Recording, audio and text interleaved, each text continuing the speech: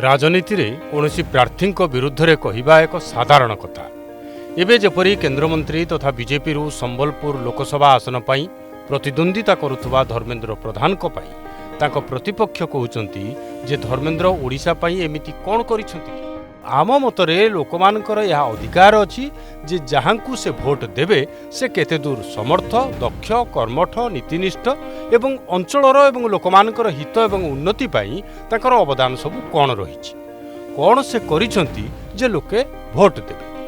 लोके जदि धर्मेंद्र प्रधान को भोट देबे तेबे यह पछरे कारण कोन करिसंती ओडिशा पाई धर्मेंद्र। आम पाखरे जो तथ्य अछि ताहा हेउछि दीर्घ।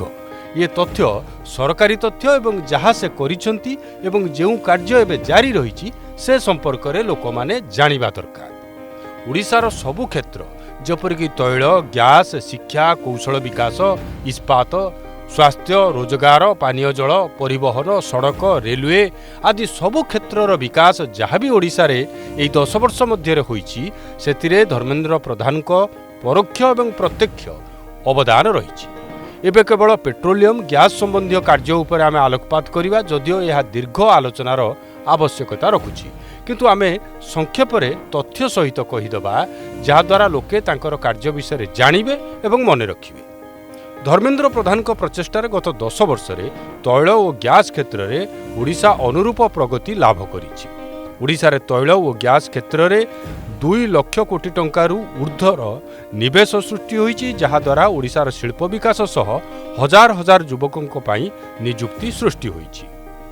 50,479 कोटी टंका मूल्यर 43टी तैल और गैस प्रकल्प संपूर्ण हो सारी बेले 1,45,000 कोटी टंकार 36टी प्रकल्पर काम एवं चलुछि।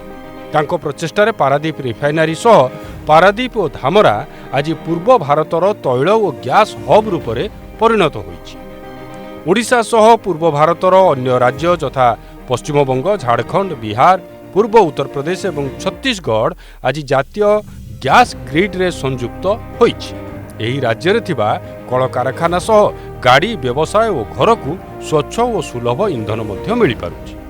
ओडिशा रे प्रतिष्ठा होइतिबा तेल डिपो बटलिंग प्लांट कमन यूजर फैसिलिटी 2G रिफाइनारी आदि ओडिशार भित्तिभूमि को सुदृढ़ करिछि।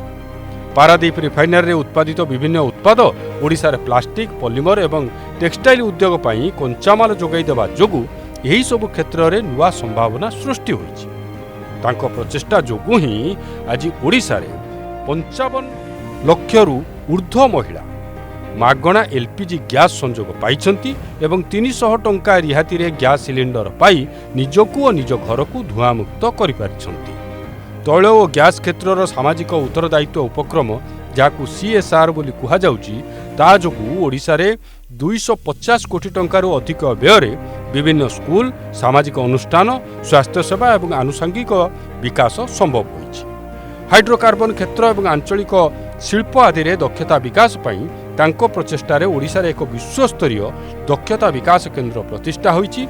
यह सहित प्रतिष्ठित ICT मुंबई रो एक केंद्र मध्य ओडिशा रे स्थापित होईछि, जहाँ केवल ओडिशा नुह बरं पूर्व भारतर 50,000 ऊर्ध्व युवकों को दक्ष कराइब। यह व्यतीत तालचेर सार कारखानार पुनरुद्धार पाई 13,227 कोटी टंका व्यय करा जाइछि, जहाँ धर्मेंद्रଙ୍କ जोगु ही संभव होई पारिछि।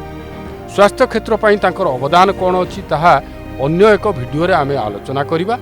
एबे आपण निजे चिंता करो कि देखंतु जे ओडिशार विकास किए करि